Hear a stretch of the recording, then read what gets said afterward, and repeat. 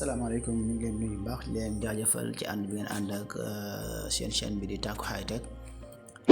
ñu ngi leen ñaan ngeen amee vidéo yi di ko partager tey di ñëw ak yéen wan leen naka ngay def ba sa portable bu réeree wala ñu sàcc ko kenn du ko mën a fay wala soit que kenn du mën a déconnecter connexion bi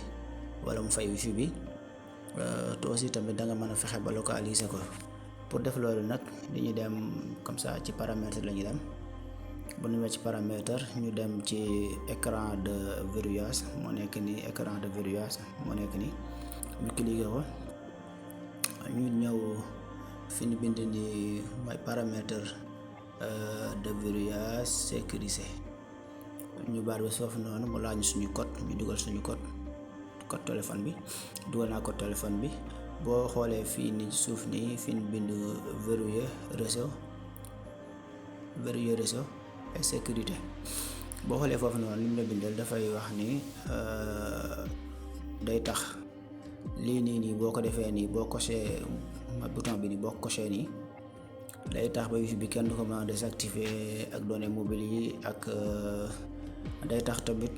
da nga mën a fexe ba tracer mobile bi nga mën koo xam nga localiser ko loolu lay jariñ moo kon fii nii bu fekkee da nga fekk mu dee coché wu da nga koy coché boo coché léegi dina la permettre sa téléphone kenn du ko mën a redémarrer wala mu fay ko wala soit que mu désactiver données yeeg données mobile bi pour connexion bi du xateeg yooyu noonu. léegi nag ngir ñu xam ba xam ndax liñ def jàll naam bi dama leen wan damay verrouiller sama téléphone bi ñu ñëw xool. léegi verrouillé naa sama téléphone bi léegi dama koy jéem a fay dama koy jéem a fay nii boo xoolee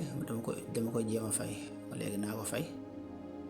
ba xam boo xoolee nii dama ko mën a fay ma lu dama dugal sama code téléphone bi même que redémarrer bi tamit boo defee nii tamit boo ñëwee nii ba ko redémarrer boo defee nii redémarrer day bañ ki nangoo kii même que tamit bu fekkente ni si da nga ñëw nga bëgg a fay wifi bi nii day bañ du nangu même bu fekkoon données mobilières tamit nga bëgg koo fay tamit nga bëgg koo désactiver day bañ kon am na solo trop ñu ngi leen di ñaan ngeen di continuer di abonné di aimer vidéo di ko partager ñu ngi leen jaajëfal beneen yoon jërë ngeen jëf.